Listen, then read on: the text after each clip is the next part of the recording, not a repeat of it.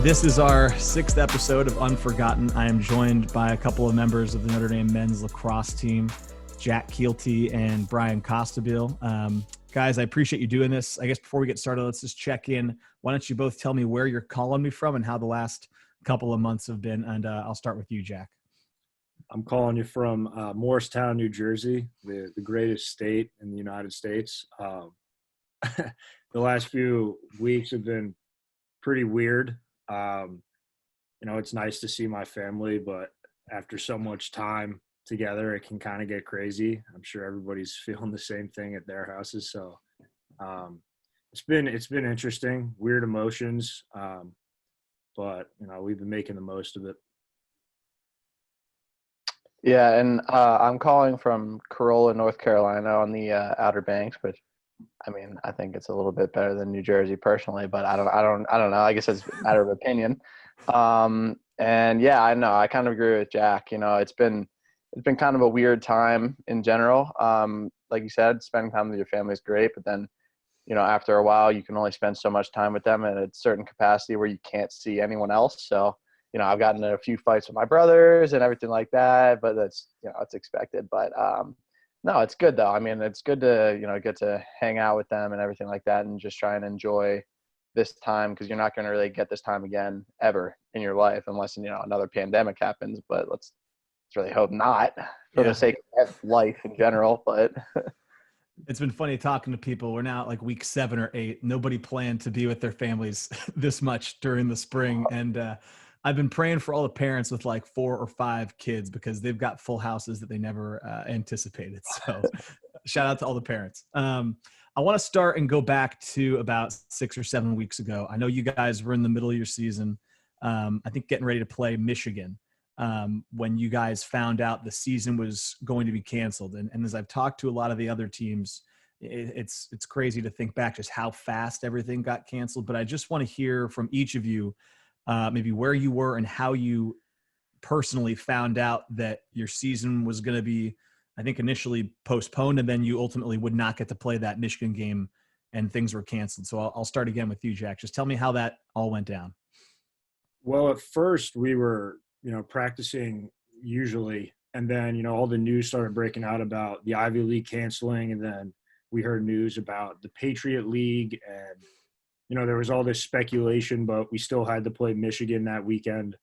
So it was kind of just business as usual. And then we had a normal practice, but we could kind of tell from coach's demeanor that he was just waiting for the call. It was pretty clear just based on the coach's attitudes. And at the end of practice, like, we were doing, mini goal, like a tournament or something that we normally don't do. And as a senior, the whole time you're kind of in the back of your head, you're thinking, the reason we're doing this is because coach knows that something's going to happen. So he brought us up at the end of practice and announced the news. And for me personally, thank God I was with my teammates, because that was so much more easy to hear that news with the guys I love around me. So that situation was, I'm thankful that we were together when it happened, like when we were actually broken the news, because, being alone would have been so much worse. Bryan, for you, is it a similar experience? yeah, so we had just played Ohio State on Tuesday. And coming back from Ohio State, I was sitting in the back of the bus with Charlie Leonard, and he just kept telling me, like, hey, like, there's speculation of like all these stuff going on. Like, there's rumors about Ivy League canceling and everything like that. And I was like, oh, like, no way. Like, that's stupid. Like, yeah, maybe it'll be cool if we get online school, but like, not if we, like, the season's going to get canceled or whatever. And then Wednesday, it kind of just like Jack was saying, it was a little bit weird. Like, we were supposed to prepare for Michigan, but like wasn't really the same. And like, it was kind of like a fun practice. And then it was just really surreal, honestly, just to like hear. And I told people all the time that like everyone was like, oh my God, like I feel so bad for the seniors. And I was like, yeah, like me too. Like didn't even realize, like, think about that. Like, yeah, like, my college career is just ended abruptly. It's just weird, and it kind of just smacked you out of the blue. But like Jack said, I was extremely grateful to have everyone on my team and like everyone surrounding us, and just kind of be there for everyone, and for everyone to be there for me as well, just to kind of get through the tough time. And everyone's especially at that point, they go through a variety of different emotions. People are really good out the gates, and then turn a little bit worse, or really upset and then get a lot better. So everyone goes through a different emotional roller coaster. But like Jack said, I was really grateful just to have everyone, just to support us during that time. Yeah, a lot of the other teams I talked to, because it was spring break, they were either getting ready for games, or they were on trips with their teammates, and they've all said it helped. I know you guys are both seniors, and you guys are both captains, right? Yes. Well, just with that role on the team, I mean, how did you find yourself having to maybe work with the younger guys more a certain way in the immediate aftermath? I mean, what kind of role did you guys have to take as you guys learned the season was over as captains? Did you feel responsibility to maybe take a certain leadership role when it all went down? Yeah, I think our role kind of doesn't really change with all of this. You have so many younger guys that are going to be coming back that still have to get the work done that they need to get done in the classroom to be eligible to play. So as a senior captain, you have to understand that, yeah, maybe your time's up, but you still have the rest of the spring to keep the younger guys in check so that they can provide as many opportunities for themselves as possible. So I think as a captain, your role when you can't see people face to face like we are experiencing right now is just to constantly be in communication and push those younger guys to keep getting better, because they still have another chance. They'll get to come back and compete. So I think that's just your role. It doesn't change too much just because you're not with each other.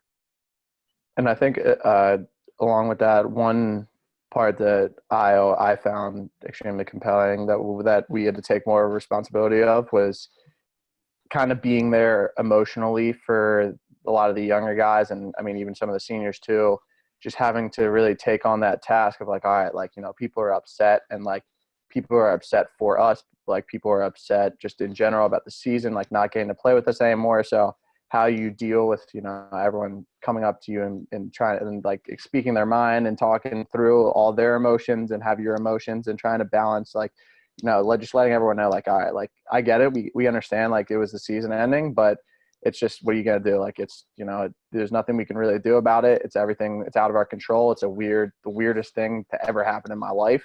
So it's just something that you got to move forward with, and kind of helping everyone just get to that similar place of like complacency with everything that's been going on versus obviously right after everything happened, there's just a ton of emotions going on.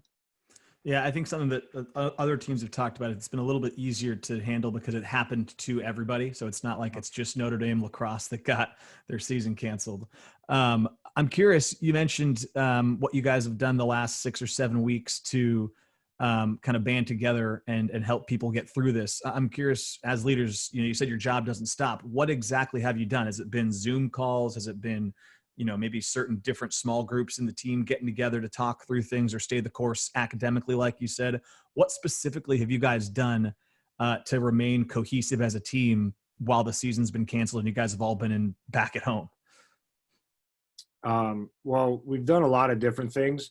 I think probably the most motivating thing for a younger guy is for a senior, whether it be Bryan or I or a different senior. When you're a younger guy and you get that individual text, it's so motivating because it shows how much the older guys really care about you. So one of the ways I've been trying to keep the younger guys involved, one is staying on them about schoolwork, because that's as equally as important as, athletics. And then two, I've been watching a lot of individual film and sending it to the younger guys, just things I think they can work on, things they did really well. So I think it's just showing the younger guys that, even though we aren't together, we still really care about them. And that alone, I think, is a cause for a lot of motivation for the younger guys to want to get better. And then, so I agree with that 100%, but I guess for offense and defense, there's a little bit nuance. So Jack plays defense, I play offense. So a lot of the stuff that I've been trying to do with some of the younger guys is just kind of just keeping in touch with them, and just having them, regardless of what's been going on, just continuing to work to get better. Like, I mean, obviously you can't go to the field and really get a bunch of good reps or like anything like that. But if you're in your home and you're doing some push-ups or you're doing something to further yourself or you further your game, I think that that's extremely important. And I know that's something that I've been trying to do with guys, is just text them too and be like, hey, like, like, what's going on? Like, what are you doing? Like, how are you trying to get through all this? Like, what have you been trying to do to just keep yourself sane, along with get better too? It kind of, I mean, for me, those kind of go hand in hand, especially when I haven't been able to shoot in like seven weeks, the longest I've put down my stick ever. But it's kind of crazy just to, I mean, that's one of the things that you kind of just got to like keep on them and make sure they continue to do what they need to do, especially because they're going to, the season could start up for them in the fall right away, or it could be delayed or whatever. Who knows? It's just uncertain. But yeah, I'm interested if you guys have, because I've talked to you guys now 6 or 7 weeks out. When I talked to, I can't remember who was first, if it was softball, it was like 10 days after, or 2 weeks. And so it was a little bit fresher for them. It sounds like you guys have a really good perspective on this. And I'm just curious, like, I know, Bryan, I think at the beginning you mentioned getting to be home, even though it's been maybe difficult. It's maybe the only time you'll get to be home for that long ever. Have you guys been able to, as this has gone along, find maybe some of the silver linings and get a better perspective on it? And if so, like, what are the positives you've tried to pull out of it, even though it is a really unfortunate situation, worldwide? For you, what are maybe some of the positives you've found now that you've got some distance from it, 2 months later? yeah, I specifically for me, I know that, like I said, I've just, since I'm the youngest of 4 brothers, and all my brothers, they have jobs. They're in New York, Baltimore, Alabama, like all living elsewhere. And so this time has been just kind of unique that I've been able to like spend a lot of time with them, and even like playing stupid stuff like video games with my brothers is something that we don't get to do a lot, because we just get to catch up, hang out, and do other things, which is really cool. And then also just one thing I've noticed of all this is, like, after a while you sit there and you're like, dang, like, this really stinks. Like, our season got canceled, everything like that. But in retrospect, like, we have our health. Like, my family is doing well. Like, no one's sick at the moment. And everyone, like, just being grateful of the whole situation, knowing that it's bigger than sports and bigger than just, like you said, Notre Dame, or like Notre Dame lacrosse, or then like Notre Dame athletics, and then like college athletics. Like, this affects everyone in a different way. So just being grateful that everything is good in your life right now is something that you definitely got to think about a lot. Yeah, I think that's pretty spot on. In the context of lacrosse, this is the probably the best example I've ever experienced, where, obviously it's cliche, but you have to really treat every day like it could be the last day that you get to play, because, for Bryan and I's best friends in our class, that one practice that I referenced earlier, that was the last practice some guys will ever play for lacrosse. And, that's a really hard thing to wrap your head around.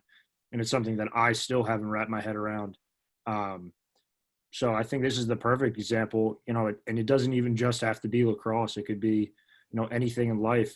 If you treat every day and every rep and every whatever it may be, like it could be the last time you do it, you'll get so much more fulfillment out of it.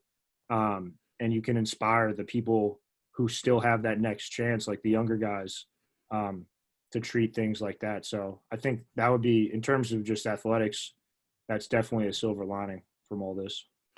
Jack, I wanted to ask you as well, being in New Jersey, I know the tri-state area has been hit pretty hard by this whole pandemic. Just for someone that's been there, just what's it been like to see how it's affected your community? Yeah, it's pretty scary. People I know have gotten it, and thankfully I only know of 2 people who have passed away from it. But I think what I've learned most from, seeing such an impacted community is the reassurance that people really care about each other. Like, there's been an incredible amount of support from, all the way from my neighbors to like the local firefighters, like constantly coming by and checking on people. So I think as much as it's been horrible to see all of the destruction that the virus has caused, it's even more reassuring to see the constant support from people that you don't even know, who just show that they really care about you. You know, one thing I want to do with all the teams we've talked to is they've all had their seasons canceled basically as they're getting ready to get into the heart of it, right? Baseball and softball were getting ready to come and play their first home games. They never even played at home. You guys were getting set to play Michigan, and you hadn't even gotten into the ACC portion of the schedule yet. But I want to try to have every team look back at the part of the season they got to play and reflect on maybe some moments or memories that they're going to look back fondly of. And it doesn't have to be a game. It can be, like you said, I mean, that last practice sounds like it was a surreal experience. But when you think back to the part of the season and the 2 months or so since coming back to start the spring semester that you guys had together as a team, you know, what will be some of the memories that you guys look back at maybe most fondly and reflect on positively when you look back at this season? And I'll start with you, Bryan. You know, obviously there's a lot of things that come to mind when you think of that. But personally for me, just some of the things that I really look at is not so much what happened on the field for, like, you know, per games, because we didn't have a lot of games, and the games that we had, we didn't do too hot. So it's not like it wasn't the best thing on the field, but I think one of the things that I really enjoyed was, you know, really working with a bunch of my teammates off the field. So I would go into, you know, Loftus and get shooting with like Wheaton, Jack Boyce, and Pat Cavanaugh and Griffin Westland and like all those guys, and seeing them really develop as people and players, and just, you know, seeing them grow from like the beginning of a fall practice to watching, you know, Pat Cavanaugh in the last game at Ohio State ball out too. Like it's a really cool thing to see. And that's something that I have cherished a lot, because I really just enjoy seeing that growth with everyone and seeing the continuity in the team that was starting to form at that point. Obviously, it's unfortunate that we weren't able to come to fruition and continue our path, but I think that we were going towards a really successful future, and I think that those kids have a really bright future that I'm really looking forward to watching. Yeah, I would say some of the similar themes from Bryan. I'll point to watching some of the seniors in our class finally getting their chance. You know, Bryan and I came in as freshmen, and most kids in our class really never got to play. So seeing guys like Stephen Chase and Charlie Trentz, you know, finally get their shot was probably the coolest thing I've ever seen. It reminded me of our sophomore year, where we played Army, and a bunch of guys in our class got in, and guys like Keaton Comatz and Pete Gayhart and Matt Blummer and all these guys just got to play and played really well. You know, Autumn Mankey almost scored in that game. So I think to the moments where you see the resilience of your best friends finally pay off and them get their chance, that's probably one of the most incredible things I've got to experience, and certainly the most heartbreaking when you think of, you know, the way it all ended and them not getting a chance to live out the dream that I'm sure they've had since they were, you know, little kids. So I'd say it's those moments. Yeah, in talking to other teams, I think when they reflect on either fellow seniors, or I've talked to a couple of juniors that talk about seniors that kind of waited their turn and then got right to that moment where they were having that moment they built their whole careers towards, and it kind of got ripped away, is some of the stuff that I think's toughest to swallow for a lot of athletes. With you guys as seniors too, I'm curious, you guys are both going to graduate here in a couple weeks, correct? Yep. Hopefully. Yes, fingers crossed, knock on wood, finish strong. I just want to know, because I know a couple seniors that just work with us at Fighting Irish Media, and I know a couple of the athletes I've talked to. What is this process like? What are you anticipating it being like? I believe you guys are going to graduate, you know, online, which is something I know you guys never anticipated. Just how are you, where's your head as you get ready to go through this certainly unprecedented and unique graduation process that I just can't imagine what it's like to be a senior in college nationwide right now. Where's your head at? To be honest, I have no idea. I haven't even thought about it. Like, we had our last day of classes yesterday, And in like halfway through my last class, I started to realize like this is my last college class, and I was looking at a professor on a computer screen. I was like, what is going on? So to be honest, in terms of the graduating part, I don't even know what to expect. To be honest, I've been pretty bad about keeping up with what the ceremonies will entail. I read something that in 2021, in Memorial Day, there'll be a ceremony, but the Notre Dame lacrosse team will be playing in the national championship, so I won't be able to make that. I'll be watching that. So I don't know. Yeah. To be honest, I have no idea what to expect. See, I think the graduation process for us, and especially spring athletes, is a lot different because since I've been here, we've never really expected to graduate on campus, because during that time period we're always in the playoffs, so we're like, all right, like the goal is to not graduate on campus. So I know a lot of people, like especially the like normal students, are really upset because, like, obviously you work your whole career to like get your diploma and have the people hand it to you.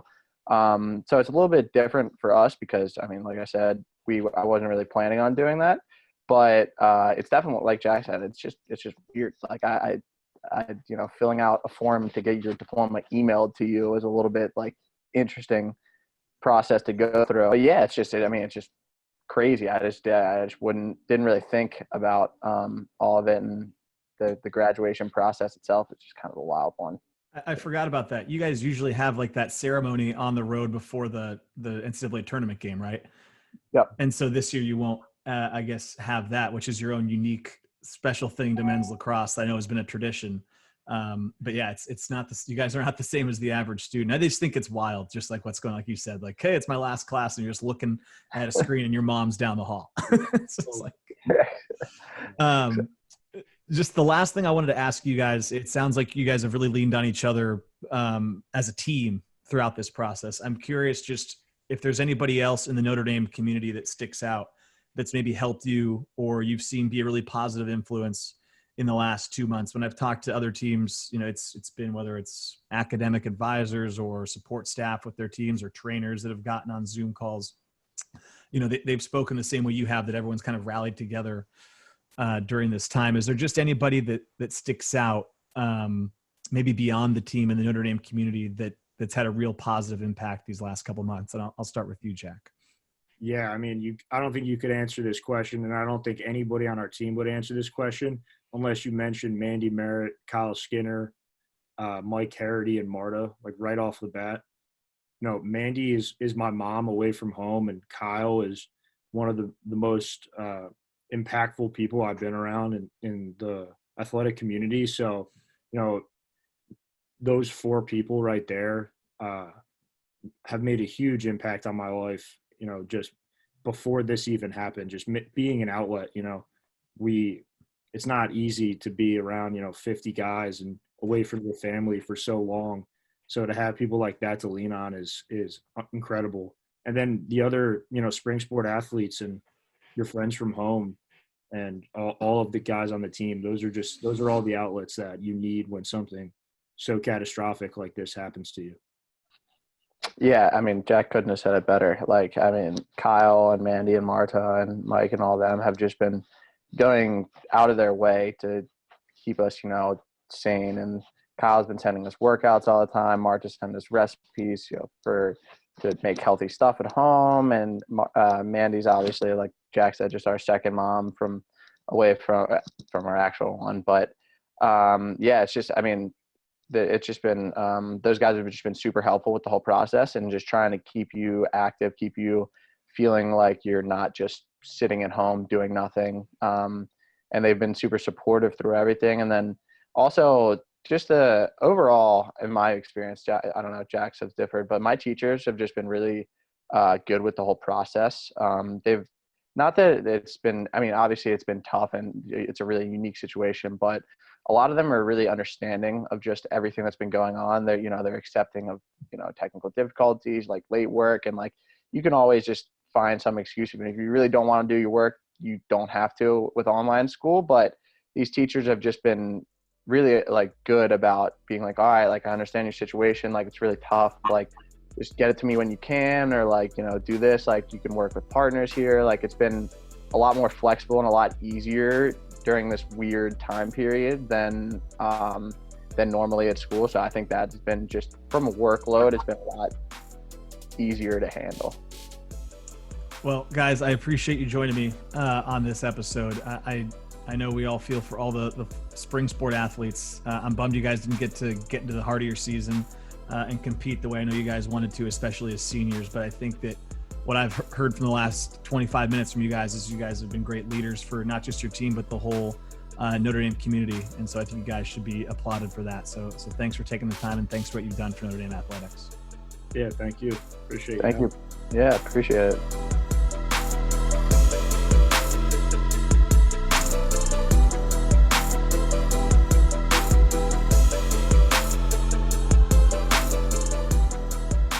You have been listening to an official Notre Dame Athletics podcast presented by Fighting Irish Media.